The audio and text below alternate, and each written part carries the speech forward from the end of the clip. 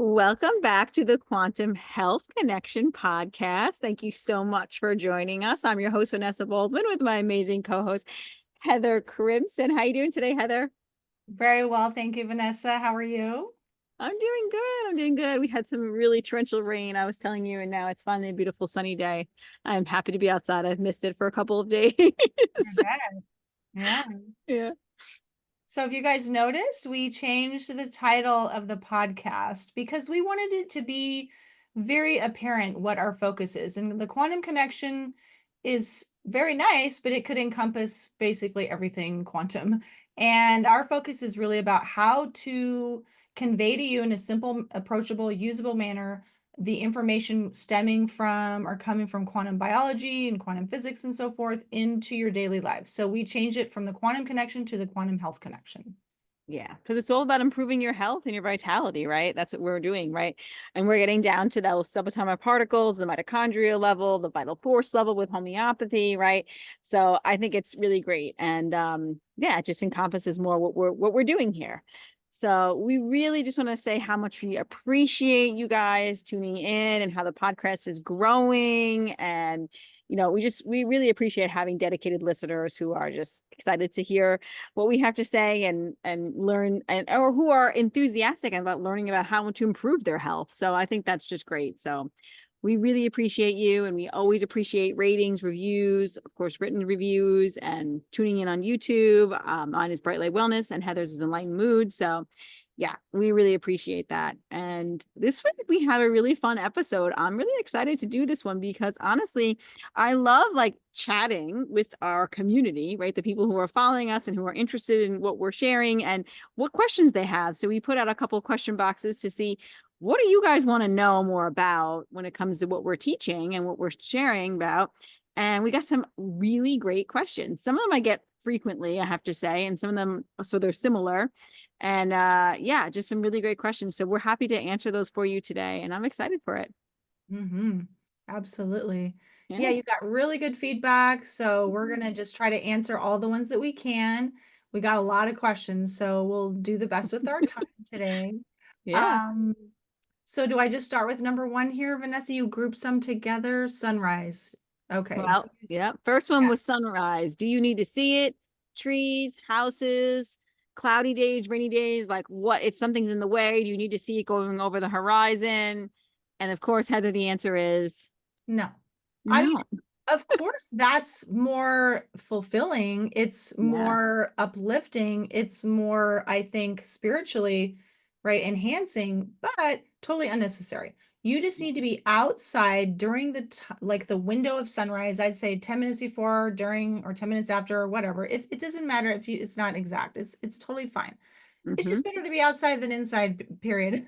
But if you want to get up around sunrise, that light, those cues, right? The frequency or the blend of the colors at that time, we call it the color temperature, is going to tell your body that it's that time of day, the sun is rising, and now it's time to put the melatonin to bed, right? It's time to like the little bit of tiny bit of blue light that's growing is going to indicate that you need more cortisol to start coming online.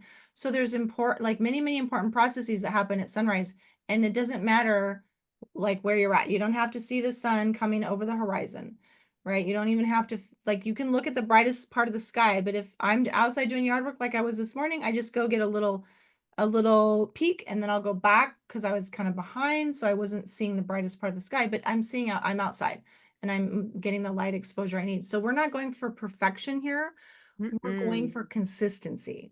Always consistency over perfection, 1,000,000%. That is so important to say. And yeah, light moves in a wave and a particle. So those frequencies are reaching you either way, right? Whether you're seeing like, I mean, it's I love it. Like I love to see the sunrise when you actually see that beautiful red ball coming over. Like, and when I can, of course, I do that. But on a regular basis, there's houses in my way. Like I don't see it. Like there's houses and trees on my home view. But when I'm away and I'm somewhere else, yeah, I post a lot of pictures of sunrises because they're so magnificent and beautiful, and I get to see it unopposed, right? And of course, there's definitely more of a spirituality connection when you do that, but you're still getting a huge benefit and is setting the circadian rhythm and the hormone cascade and all the things just by being outside at that time. So Even if it's raining or cloudy, you're still getting yes. the light frequencies that you need, that your body needs to register and set your circadian rhythm and manage all the processes. So don't worry about that. Like if Yeah. it's raining, I just go out with my raincoat and I'm still out there for at least for sunrise for 5 or 10 minutes minimum, right? Unless I have something that I have to do that gets in the way, then I'll just roll the window down or whatever I need to do. It's Yeah. luckily it's rare, like a rare occasion that I can't get out during that time. Like say you're in a training or a conference, or then it's like, oh, then I do get a little sad. I'm like, oh, You miss it, right? so I don't usually miss it, but there are, those rare days where it's like a blizzard outside here, that I'm not really going outside. So my sunrise is I just open the window, which is the yeah, next question. What about an open window with a screen? Which is fine. You can get sunrise from an open window, not a closed window, because that will block those frequencies, right? Because the modern glass is blocking certain light frequencies that we want to have, particularly the infrared. So not a closed window, but an open window with a screen, you can do it. And on a day like a blizzard, that's what I'm doing. Or I'm like popping my, I pop the screen, the screen open, and I just look outside and say, good morning, it's a blizzard. And I go back inside, because they can't be outside on those days. And even when I travel, like we travel in the RV often, I just open the windows and I still get to see those light frequencies at that time, So yeah, open the window is fine. Always better to be outside if you can, but if there's for some reason that you can't get out there, opening the window is a second best option, I would say. yep. Yeah. Okay, next one is what surfaces can you do grounding on or earthing? Earthing is the technical term. When you're earthing, you're grounded, but we usually say ground. How do you ground yourself?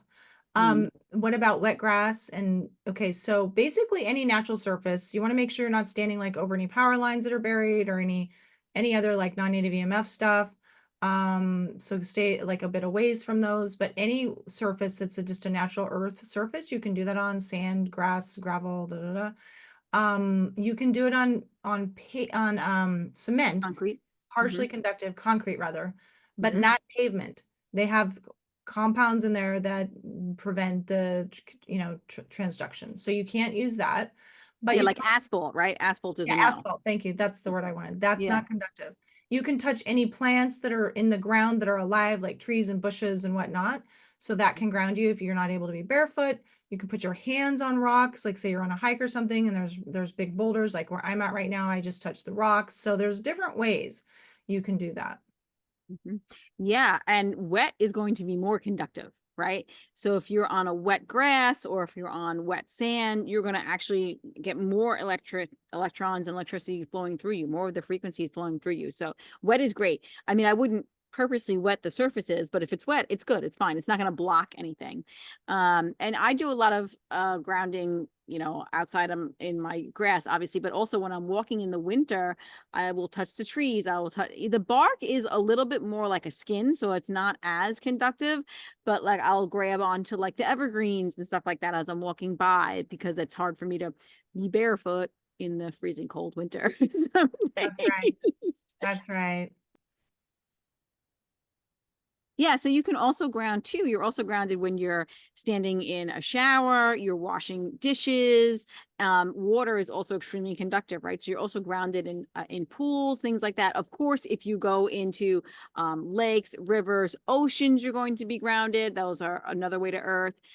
So there's so many opportunities for it each and every day that we can do, right? I used to do a lot of ocean dipping, and so the cold exposure, you're getting that if it's appropriate for you and your health picture, but also it's grounding. So that was marvelous. It really was fantastic. Mhm. Yeah, awesome. And you get all those good minerals. So many benefits.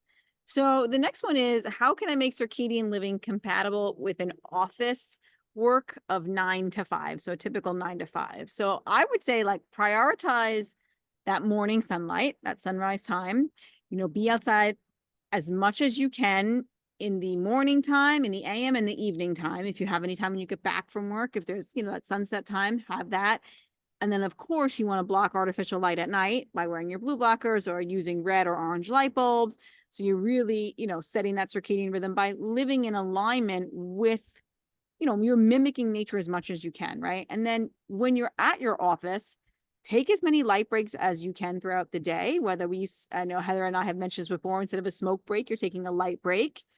I would say eat or walk outside. Like, can you take your lunch outside? Can you walk outside? Can you get some earthing and grounding in that time? So you're sending your body, that time and space, from the geolocation of where you are. Can you open the windows in your office space? Is that a possibility? Sometimes yes, sometimes no.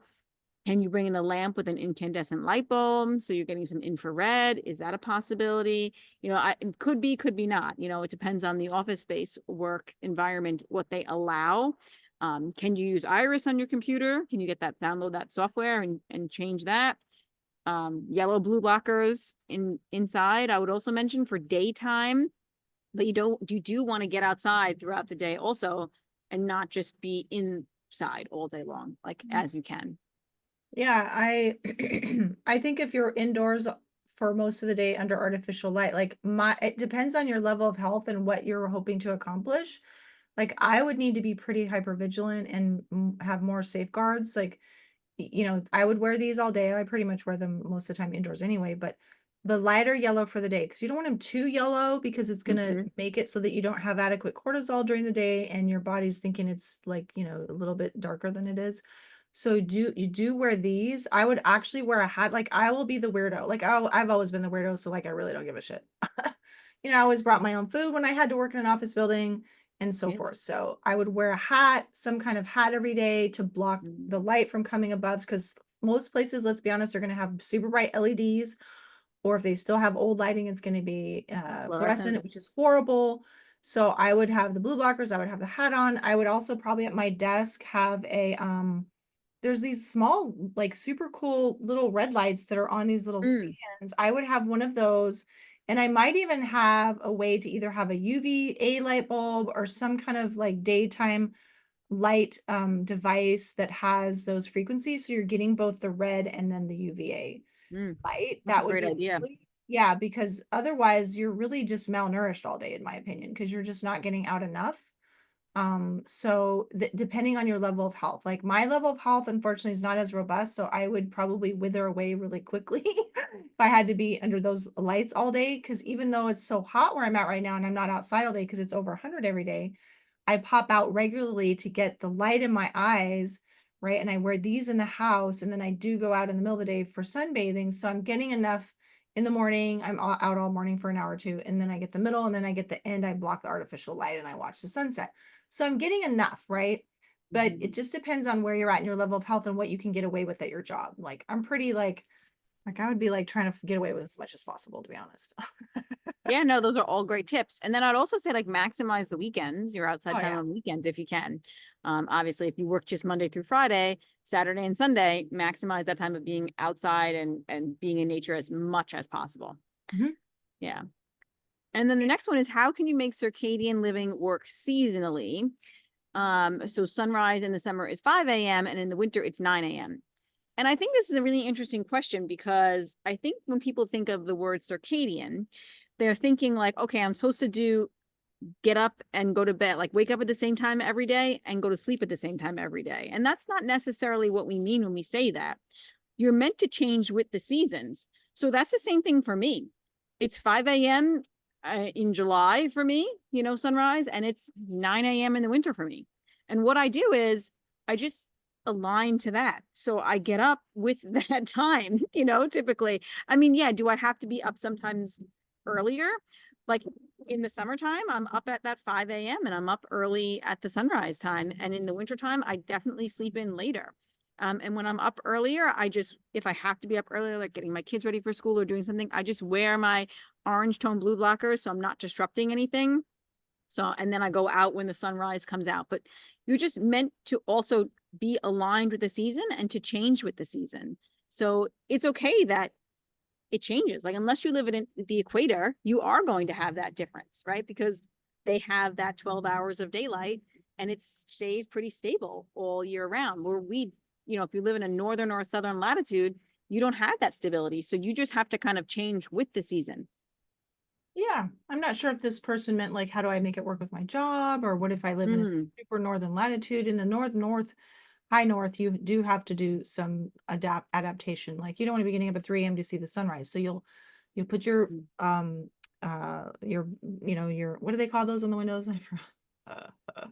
Light, you put Oh, up the blackout curtains. thank you, blackout curtains, and you'll get up, at a reasonable time that works for you. But you Mm-hmm. want to be consistent and you want to change it so that it's not exactly the same all year. You do want to, have Yeah.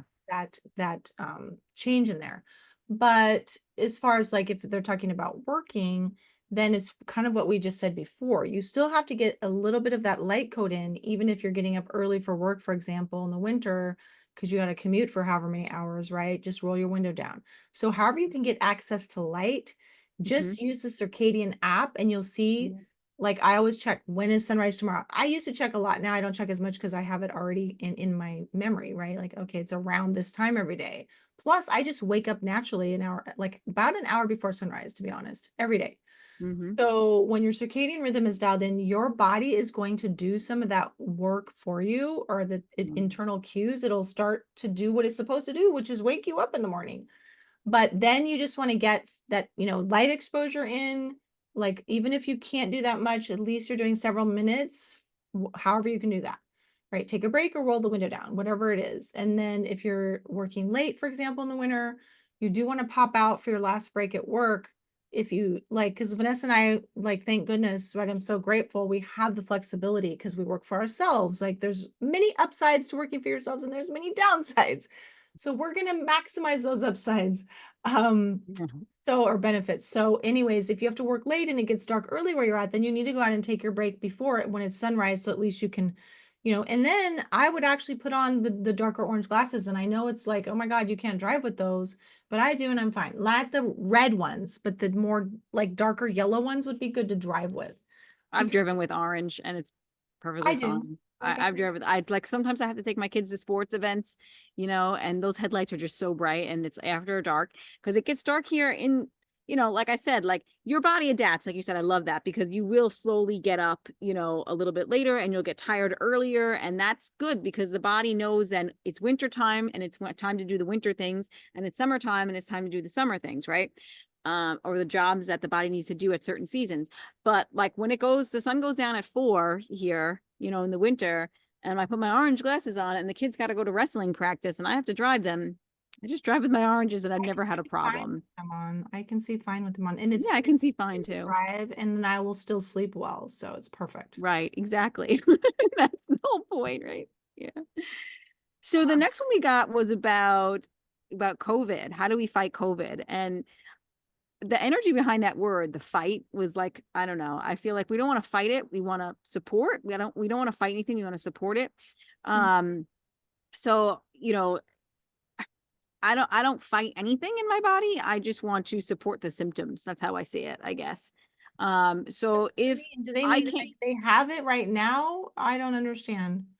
like, What? how do you get rid of it? Like, how do you get rid of COVID? Like if Oh, you're okay. sick, I I thought, think that's what but they because mean. I take this as meaning, how do I not get it? How do I fight not Oh, getting it? maybe. Oh, How do I I not don't know. get it? Maybe that's what they meant. I'm not sure. Okay. Um, but either way, I don't want to fight something. I just want to support my body and support the symptoms and support my health. So Mhm. like for me, it would be the same things that I do on a regular basis. I would have, my circadian foundation, my, lifestyle strategies that I use. So I would continue my circadian rhythm. I would be outside in sunrise or sunlight. I would be grounding. I would be using an infrared sauna. And I would be using homeopathy and I wouldn't have like any fear or stress about it. Like to me, I don't even test to see like I had a flu. Oh, I guess it was like sometime in March this year. I didn't check it to see if it was COVID. I just, it is what it's a flu. I'm going to just ride through it and see how it goes. And that's it. So yeah, that's kind of what I would do. I would just do what I normally would do. Maybe, of course, rest more, things like that, and utilize homeopathy. And that is individualized as always. Right. We're gonna have a gentleman named Paul on later this year who specializes in understanding the root cause of cancer. And in his book that I read, he talks about the fight against cancer Mm-hmm. as being pretty much futile, and it actually is counterproductive because puts you in a stress state. It's antagonistic. That's what you're talking Oh, about, Vanessa. We yes. want to understand that your body is doing whatever it's doing for a reason. So if there's symptoms and you're trying to fight against those symptoms, you're really fighting against your body. And we want to see the symptoms as your body's, as signs that your body's in a healing, actively healing mode.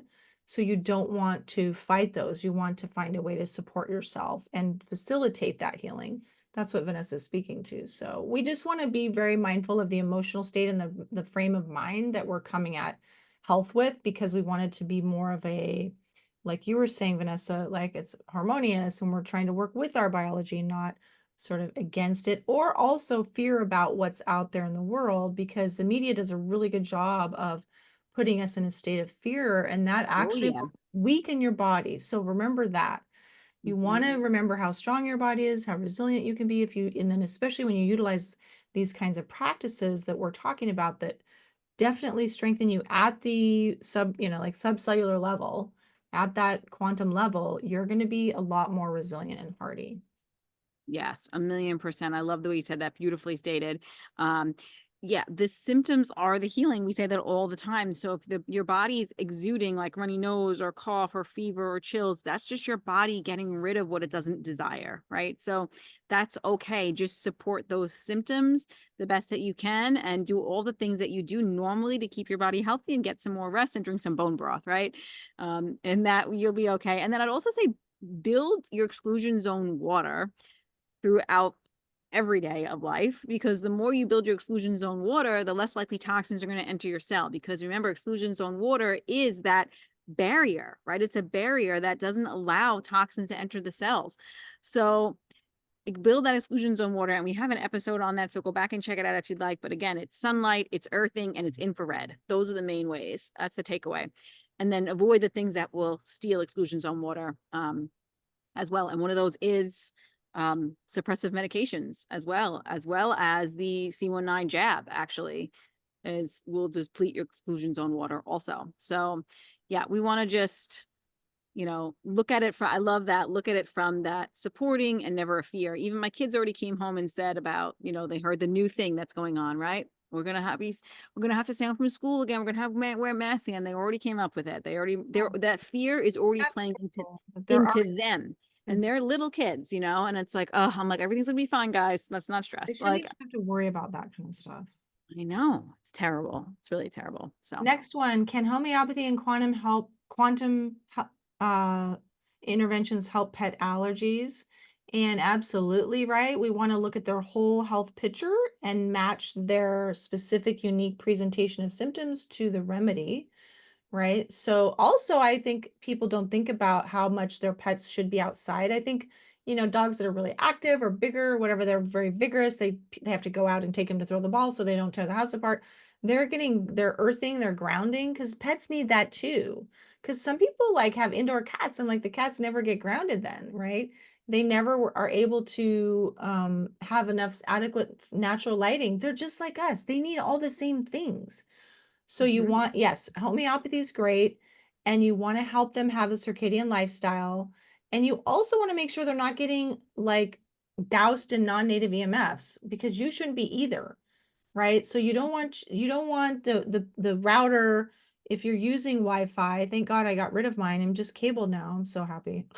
But if your pet's near that, or you have a small place and they're just being inundated with that, that's not good. Yeah. Yeah, no, everything to that. And I'm not sure if they meant like the pet has allergies or if they meant, because I looked at it both ways. Like, is it that the pet has Oh, allergies or is it an allergy to pets? No, but I thought the same thing. So, but either way, whether it's yeah. pet or human that has allergies, it's That's the funny. same things, Yeah. right? It's the same thing we need to do. Like, it'd be unique remedy for homeopathy, right? That matches the totality of symptoms, like you said. And then also all of the circadian lifestyle strategies that we teach really support detox and cellular repair, right? So you're building your subcellular melatonin in sunlight, you're building your exclusion zone water to have your battery and your barrier around your cells.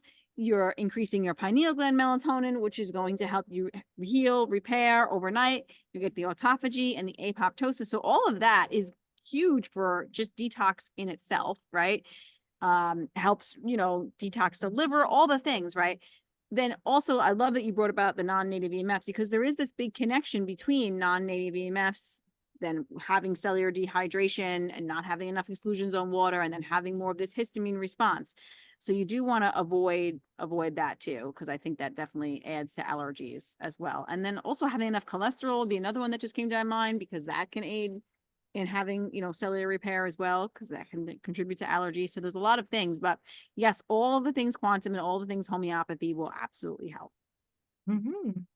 Yeah. All right. So this is interesting. Thoughts on muscle testing. I love this question because I'm going to just be honest right now that I, way back in the day, used to think it was kind of a little bit like hokey.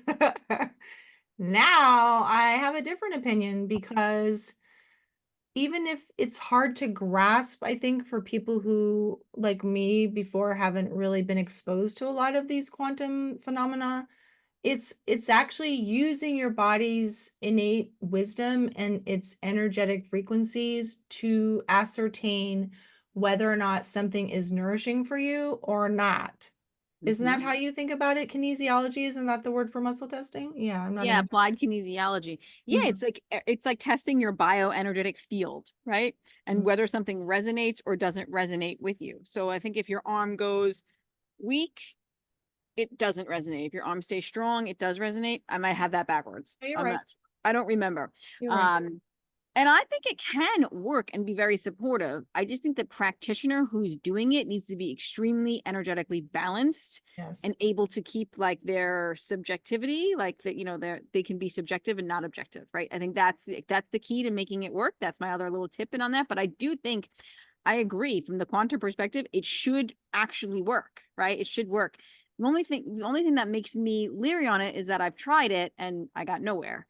So that was my experience, though. It doesn't mean that's going to be your experience, right? I went and I saw a nutrition response testing practitioner, and we did all the muscle testing, and he said that my nervous system was blocked due to fungus and bacteria. We tested for some supplements, and I took all the supplements, and I did it for about 6 to 8 months. And he said, "Oh, you don't have these bacteria or this fungus anymore. It's all gone." But I didn't feel any different. So I was like, well, so for me it didn't work, but that doesn't mean it won't work for somebody else. So I think it can be valuable. I just, for myself, it was something that just didn't stick. Yeah, I think, Mm. yeah, absolutely right on all the points you just made. You got to know the person's expertise and how their own, energetic frequency and how successful they are in using that modality. And Yeah. it can be a tool. It can be a helpful tool, right?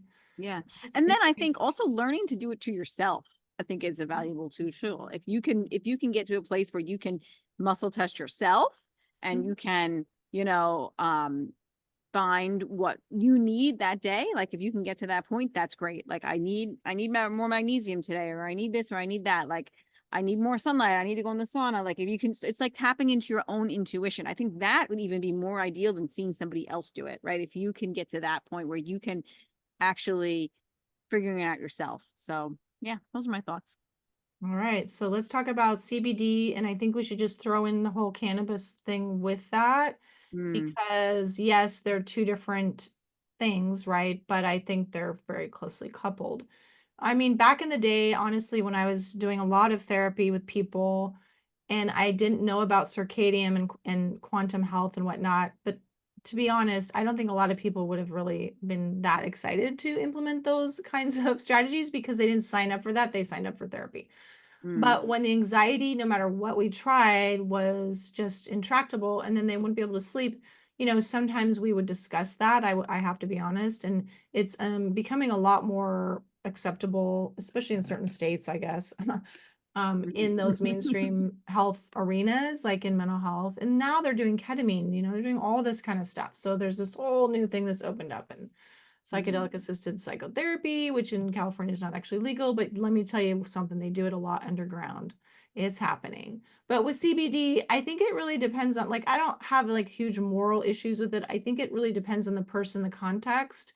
I think, for example, if somebody's at end stage cancer, I would not tell them you should not be using cannabis in any mm, form. I think they should be able to use whatever they want because they are on their way out. And that happened to a couple of my friends actually.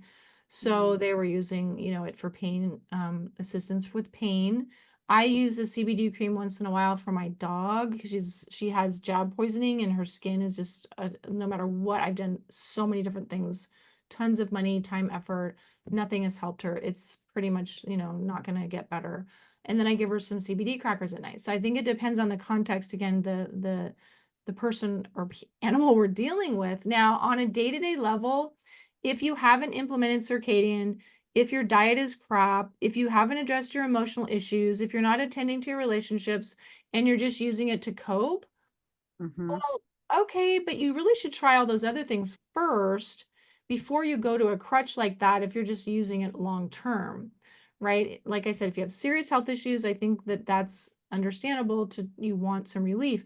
If you're just not like trying to improve your life and you go to having a crutch like, you're vaping cannabis, you're using CBD all the time, but you're not doing all the other things, I don't think that's the greatest way to go. Mm. I love everything you said. That was really great. You just said that beautifully. I tried CBD. I was actually, because of my chronic pain, I was given a CBD card. I was given that. I was allowed to have a, medicinal if I needed to, for Right, but pain. CBD is usually considered to be non-psychoactive and Mhm. cannabis is, right? So So I see, was given that. I was given that probably. I was given the one that I had to have a special card to go get. yeah, yeah, that's psychoactive. Yeah. And so I tried it and it didn't help me. I don't know. There's a lot of things didn't help me. Maybe I was just in a really bad state at that time, but it didn't even help my pain and it Wow. made me not sleep well. So yeah, I didn't love that. So that's my experience. So I stick away from it because I don't feel good on it. Like I don't like it. So for me, it's not for me. I think it depends on the person and the situation always. Um, it also antidotes homeopathy. So then I also stick away from it for that reason as well, because I want to antidote the progress that I've made in my healing as well. So that's the other reason. And there are people who say that things like this do damage mitochondria health. So it's something to think about. So those are my thoughts on that. So I'm not a fan of it, but I think there's always nuance to every situation. Yeah. So the next one is, what do we think about people touting pro-metabolic diets? Well, how would you define that? Like, what does that even mean for So our, the pro-metabolic is like the repeat diets. So oh, where they do a lot of carbs mm, and a lot of like adrenal cocktail, excuse me, like that kind of diet, right? Um, and I think that they're trying to be helpful. And I think that it can be helpful because you're going to go, if you're going from the standard American diet to this pro-metabolic or repeat diet, that's going to be better, right? It's going to be, you're taking out seed oils, you're eating more whole foods, you're eating more, they do like a lot of gelatin, I believe, right? And they do like a lot of, I don't know the diet that well. It's definitely a lot of carbs and a lot of, I think they remove like vegetables and it's more like, isn't it more like fruits and potatoes and people starches? I've known who've done it have done like ice cream, they've done orange juice. Yeah, they Yeah. do a lot of orange juice. Mm-hmm. They think that's going to heal the adrenals. Yeah. Yeah.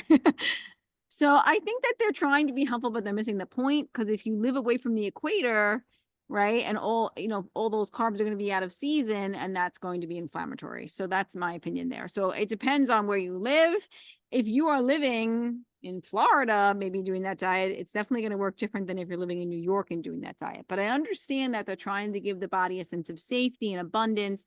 But if you're living that like quantum lifestyle strategy with the light, you're going to give your body all that safety and that feeling of abundance too. So that's what I think about it. Like I don't think it's the worst diet, right? I'm not saying it's like the worst thing to do, but I definitely think a seasonal approach is definitely going to be a healthier option for us. And really depends on your metabolism, how much carbs can you handle and how much carbs you need. There's a lot of nuance there about an individuality about what people need. So Mhm. yeah, yeah, I it's agree. I don't really have anything to add. okay. The next one is best detox strategies and does homeopathy detox? It was two questions in one. So honestly, if you get your circadian rhythms down, that's going to help your body naturally detox. Wearing blue blockers, because then you're going to not suppress your body's natural melatonin, which is your body's main antioxidant. Sunlight on the skin and on the gut is going to help you detox as well, because the more melanin you're able to make externally, you make it internally, and that is a selective antioxidant that's going to help really well with detox, and also helps like sequester heavy metals and things like that, and pathogens. Even UV light on the gut helps, rebalance the gut microbiome and remove pathogenic bacteria. um, Homeopathy, I would say also. And the thing that I love about homeopathy the most is the reason is that it's never going to force the body to like get rid of parasites or heavy metals, because you're not doing like a parasite or a heavy metal detox, right? Or so you're not like forcing the body to do something. It's only going to like do what the body's ready to do, right? So when you take a remedy, it's like maybe your body has parasites and heavy metals and H. pylori and all these things going on. Maybe that's true, right? But when you take the right remedy that matches your resonance and frequency, it's only going to remove what it's ready to remove, right? In the order that it's ready to do so, which I think is kind of cool because it's always working with the body, right? And then I'd also say building exclusions on water, because again, that acts as that barrier to toxins entering the cell. So those would be my detox strategies. Oh, and of course, exclusions on water. If you're going to build it, you can use sauna, sweating. That's another good one. Infrared, red light therapy, all of those things. Yeah. Anything else on that? I would say that it's important to support your lymph, and Mm, you can do movement, you can do rebounding, walking even is helpful for that. You can do very basic exercises to help support the flow of lymph. You can just Google, or like they're on YouTube, they're all over the place. So doing something like that every day is really helpful. Yeah, and I think you also, when we think of detox, like we don't think of the mental emotional, and I think that should probably be the first mm. line of intervention, is that if you are sort of looping around in all kinds of catastrophic thinking or negative thoughts, or all that kind of stuff, that is actually toxic for your body. Like your body is in like a state of tension, a state of constriction. And when we have constriction, the pathways are not going to flow. So, right, your body is compromised. So you want to also attend to, what is your mindset? What is the nature of your emotional home? Is it a positive place? Is it a scary place? Like, are you always frustrated? Like, what is going on there? So that also needs to be part of this whole approach. Yes, beautifully stated. And if you don't tend to that, I think that you're going to just get those pathogens back. Mhm. So, like, if you're not attending to your circadian rhythm and your emotional and your mindset and all that, that those things are just going to keep resurfacing, because it's all about making your body stronger. So you're not a weak host anymore. So you're less susceptible. So you don't always have these things popping up in our system, right? Mhm. So, yeah, really good. So this one is knowing the significant role the mind-body connection plays in healing. How do you stay positive when suffering from an aggravation / an activation of from a remedy? So they love, like, they got our activation, right? That was Heather's. I love that. Great. So this is such a good question because, man, I know firsthand how tough aggravations or activations can be. And I know it can be really hard to stay positive during those moments. Like my first activation of my immune system, I was literally up all night in really tough pain. It was 24 hours of just really bad, like, and it was nonstop. Mm. So I know you're so excited to take homeopathy now. But on the other Yeah, but side, that's a I felt big so breakthrough. right. On the other side, I felt so much better. Right. So you have to remember that. So I think just number one, knowing that it's going to pass is the first step. Okay, this is going to pass. And on the other side, I'm going to feel better. Mhm. I've had aggravations with intense migraines where I've had to just do nothing. Like those were really tough too. So it's like I had to stop life, because they were that intense. But remember that there's going to be improvements and that you're going to be stronger. But I understand in the moment that it's hard. And I do definitely empathize with that because I've definitely been there. Um, I think leaning into all of the quantum lifestyle supports are going to also help you through that process, because it's going to help. I think it will help it go faster, right? It won't be in the aggravation as long. And also like leaning into the changes and challenges that can happen when your body is healing. So just be gentle with it. Maybe your body needs more, like tuning in and listening to your body. Maybe you need more rest right now. Maybe you need more, more crying, more letting out the emotions. Maybe you need to start having some hard conversations with people, like whatever it is, just tuning into what everybody needs.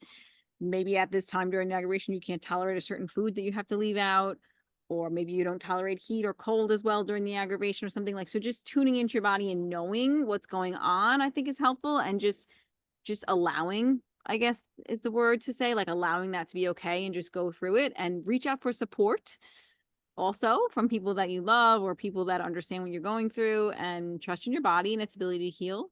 Maybe some breathing, deep breathing can be good. And remember, the symptoms are the healing. Yeah.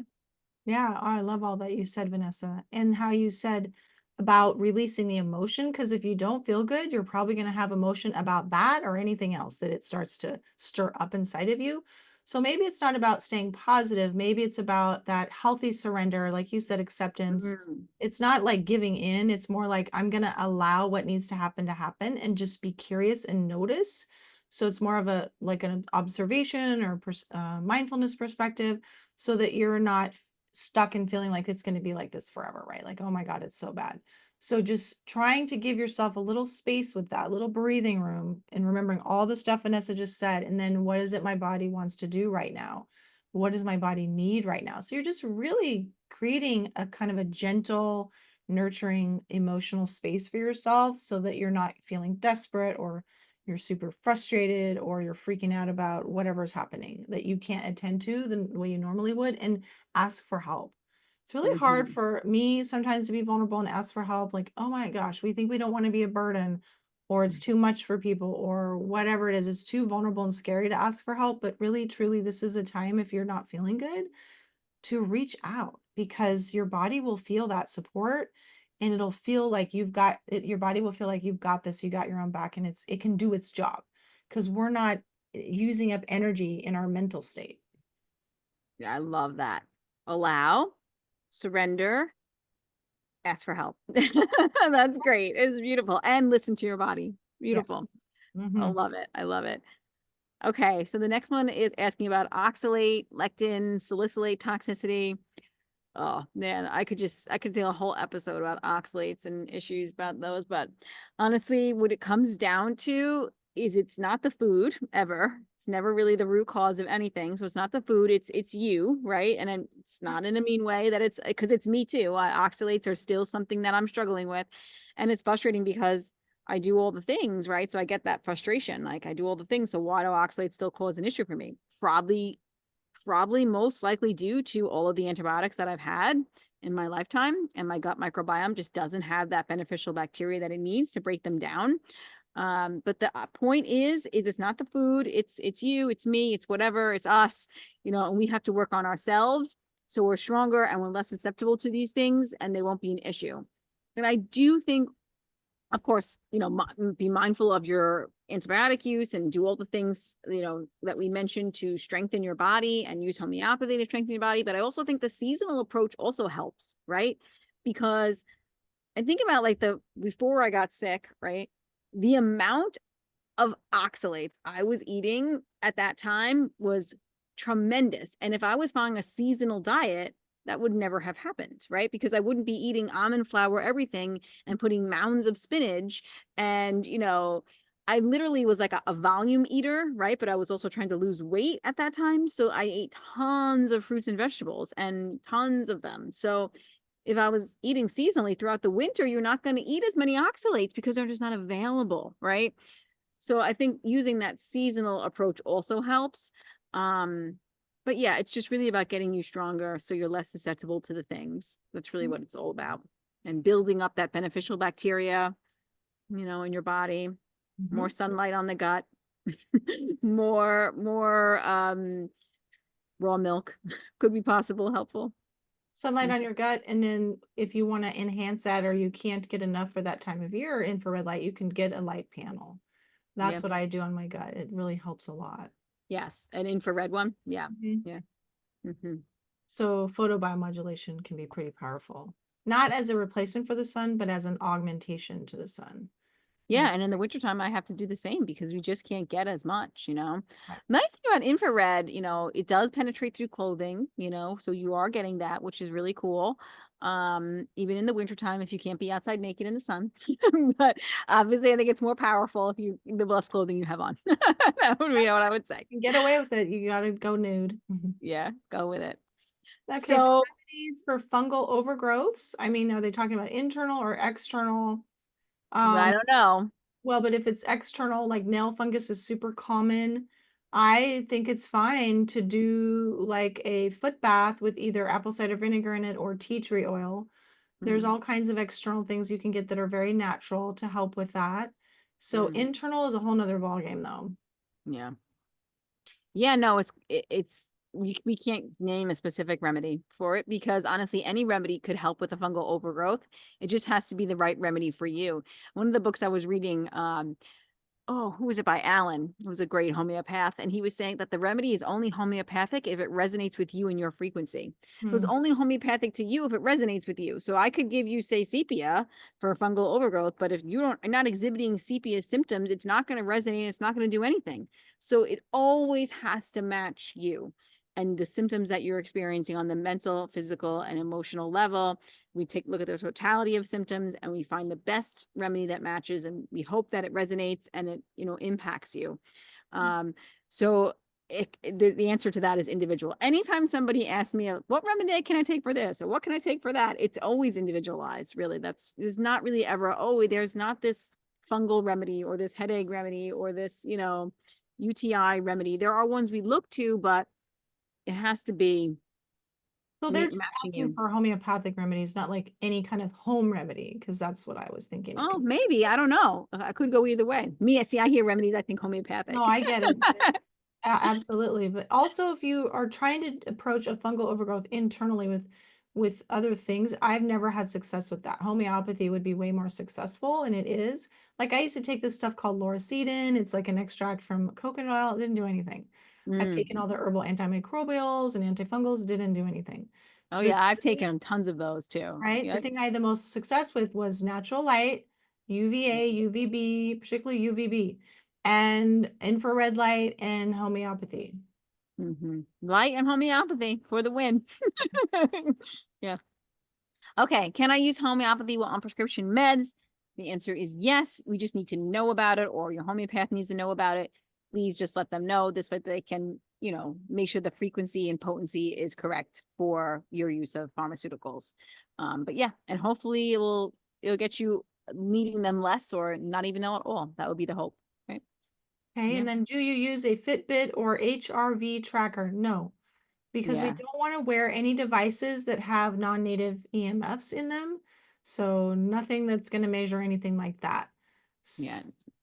No, I agree. They're very dehydrating to the cells, and they're going to cause more of an issue. And I honestly think for me, um, being hyper vigilant about tracking my sleep or my heart rate variability was always, it made me more stressed, like focusing on that. If it wasn't the way I wanted or if the numbers weren't where I was supposed to be. So besides the fact that it's just not healthy for you, I think it also adds to this whole like, oh, whether or not I slept good or not, right? If the numbers were off, right? Instead of going by my way that my body felt, I was going by what the app said, right? And what's more important is the way your body feels, right? So I think it just disconnects us from our body and what's real. So that is another reason why I think it's not great. Yeah. Um, yeah. So this next question is: do your kids remember when you were ill? That's a tough one. Yes, they do. Um, and my youngest not as much, but my older ones very, very much. And I think that there's my oldest. I think there's some repairing that needs to be done there for him because I was so ill that I almost wasn't a mom. So it was almost like an abandonment thing that happened, because I was that sick that I was unable to fulfill like motherly duties at a time, and that's hard for kids. So yes, they definitely remember that and they talk about it sometimes. So it's something to work on for us in our relationship. My youngest not as much, but they definitely do remember it. And I mean, I wish I never had to see that or go through it, but hopefully it's There's so many, like it's so tragic for you guys. There's so many, it was so sad, right? And there's always the flip side. So something that could have come out of that that could be useful is that now they know why Hmm. you're Oh yeah. doing all these things. Now they can see what a health crisis looks like. Now maybe they'll have a little bit more buy-in, especially when they're older, to be able to take care of their own health because they remember what, you know what I mean? Like what can happen to us if our body becomes overwhelmed and we lose our healthfulness, right? Yes, yes. No, that is true. I think that it will help them. And they'll say things like, I don't take as much antibiotics as you, so I'm not going to get sick like that. Like, you know what I mean? They're trying to like defend it, you know what I mean? Oh. Like, well, you're exposed to a lot more non-native EMFs than I ever was. Like, so let's, like, so I try to remind them of those things. But yeah, they try to do that, and they try to, because I think there's a little bit of fear there when Yeah. they see what happened to me, that could happen to them in the future, right? Yeah. And I do say that though, but they're like, we're taking homeopathy, so we're going to be healthier and stronger. Like, I'm like, yes, you are. So The I bullet. love yeah. So the next one is, are people who never get sick just dealing with suppression? And I would say, yep, you figured it out. There's only two people who never get sick. The people who are in the highest level of health, right? That like really, really high, and maybe they get like very short-lived acutes here and there, and they don't linger or anything like that, but that's very rare today. And the people who are the sickest of the sickest also never get acutes or never get sick also. Well, before you're saying they're the sickest because, but their health hasn't collapsed yet. Like they don't have cancer. They're not having like they're kind Hmm. of before that. Isn't that Hmm. what you're talking about? So they haven't succumbed to their health hasn't dropped a level. So they Mm. look fine, they seem fine, but it's really kind of a pseudo health, I would call it, because Mm. the suppression has basically prevented their body from taking the action it needs to heal itself. But that doesn't mean they're out of the woods and that they're fine. And they could feel okay, but people who get cancer diagnoses oftentimes feel fine. But guess what? There's layers of suppression in there. And so you have not, you're not healthy and your body hasn't been able to heal prior things that it's experienced. And so that's actually quite risky for people to think this. This is a very, very serious, belief that I'm glad that your listeners or your readers, Vanessa, are asking about because because we did a podcast on that recently too, right? Hmm. So this is Yeah. what we're talking about. Never getting sick is not a good sign because everything has been suppressed through antibiotics, corticosteroids, all those types of things. Yeah. And your immune system is just too weak to put up the fight. It just takes everything on and doesn't do anything to get rid of anything, right? It just keeps it all. So the body is just too weak and too suppressed to actually fight back. And that's why they don't. They can't fight back. So yeah, definitely, definitely I'm glad that they're listening and they figured it out. So good. Good for you. What is your quantum health perspective? From a quantum health perspective, excuse me, what is your opinion on German new medicine? So I find German new medicine very interesting and something that I, would love to learn more about. I looked into it, when I was really in the throes of my chronic illness. And it's about really finding the conflict of where the impetus of these symptoms or the situation came from, right? And then resolving that conflict. Well, you mean an emotional conflict, right? Yes, an emotional conflict. Thank you. An emotional conflict. Yes. So whatever the emotional conflict was, that was the impetus to your symptomology, right? And figuring out how to resolve that or that trauma or whatever it was. So I don't really know how they go about that, but I know there's a lot of ways that they do that. Like I don't know the technical way that they go about it. But they do help you release that conflict or release that trauma. And honestly, I think that's going to have a huge quantum effect throughout the body if you release those things, of course, right? On an emotional level. So if you are releasing whatever the conflict was that caused this or the trauma that caused it, yeah, it's going to work on a quantum level. So I think it could be a really great strategy to try out. If this is something that you're interested in trying, I would try it. Yep, absolutely. Okay, we're Yeah. down to the last one here. What has shocked you the most since working in the health field? Well, I've been in the health field for many, many years since like 2000. But as far as like the new iteration I'm in with quantum health and health coaching versus the traditional field of psychotherapy, what has shocked me the most now is just how hard it is to help people to see how powerful light is and how the body is basically light driven, you know. We're energetic beings, we are fueled by light, our body creates its own light energy, and it's all about energy and light. And it's like it's very scientific, but it almost sounds too woo for people. And our job really, I see Vanessa, and you do such an amazing job of this, is just educate, educate, educate. Like help people. And I know the tide is turning. I know people are it's starting to become a lot more like people are starting to really go, oh, you know, the light bulb literally goes off in their head. And then people start to have buy-in. But change is hard. Like humans, I think part of it is we get really entrenched in our beliefs and the experts say this and all this stuff. But who is funding those experts? Like that's your main question to ask nowadays. And how can they prove that what they're saying is actually true? It's like you can't always do that. So really we have to go by what feels right and not like we talk about a lot of studies in quantum biology, but really the study to me is like just go out and see the sunrise for a week and then see how you feel. That's the research. That's what we It should be really is. banking on. And what do you have to lose? Because people used to believe stuff like smoking was good for you and then oh this drug is going to help me but now then babies are born deformed. I mean it's crazy the amount of trust and faith we put in doctors instead of our own bodies. So that's my little soapbox for today. Yes, you give up your own power, right?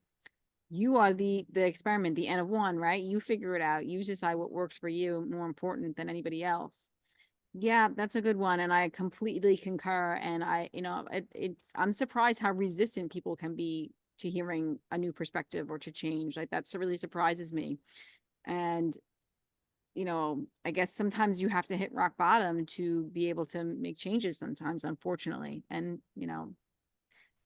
that was my story. But I also thought I was doing everything right because I was following the mainstream, right? I just didn't know. Like, and then when somebody told me and opened my eyes, I was like, oh, let me try that. And then when it works, I was like, oh, all right, then I'm gonna keep going with that because, like you said, I don't need any kind of research to tell me that the sunrise helped me. Like, I don't need that. Like, it's just I don't need scientific research. Like, you are the scientific research. Like, if it works, then it works, right? That's all that matters.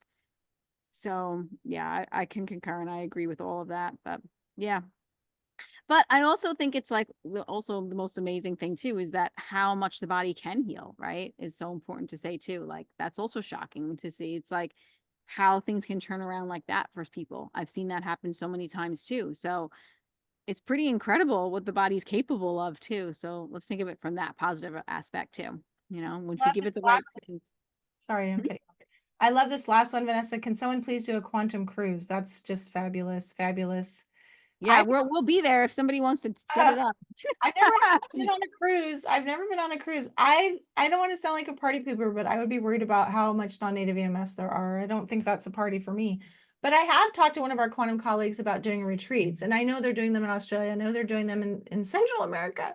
But I think it'd be great to have one stateside and for it to be, low EMF, no Mhm. Wi-Fi running around. You have to go plug yourself in if you want to contact the cyberspace. But that we literally have the ability to be outside as much as we want or in the shade, Mhm. right? The weather's not crazy. It's like it's a good weather. And we can be grounding and earthing all that we want. And we have a lot of connection happening where there's actual, group experiences where we're experiencing the human connection because there's a whole lot of quantum stuff happening there where we're in a place of love, Yeah. right? And uplifting each other. I think this needs to happen. I don't know. For me personally, I'd rather be on the dirt than in the ocean, but I understand the allure and the sort of like cruises are very popular. I'm just like, Yeah. yeah. What do you I think? would totally. I'm with you. I vote for land 1,000,000% over a cruise any day. But I do think that community and connection and being with people who are like-minded and all of that would be amazing. And I love the whole idea of the low non-native EMF. I mean, we went to Heather's for the retreat. That was amazing to be with all of you guys and be in that space and cooking in the kitchen together and just women supporting women and being with each other. I mean, and hiking together and that was amazing. So I mean, yeah, I'm all for that. I would be there in a heartbeat. But yeah, Land. So I vote for land. many of these listeners are event planners and you're into the quantum and you have connections, hit us Yeah. up. Like I'm willing to spearhead something like this, and maybe you are too. Yeah. So we will gladly talk about it. And if you have any ideas about where and how this can happen in a space that would be quantum friendly, we're all ears. Yes, agreed. I love it. Great way to end. Perfect ending question. All right. So this has been so much fun. Thank you so much for tuning in and also for putting in your questions, and hopefully we answered them. And if we didn't, let us know and we'll, answer it more appropriately for you. You can reach us on the YouTube comments or at our emails, and all that. So thanks for tuning in, guys, to the Yeah. Quantum Health Connection podcast. Thanks, everyone. See you next week.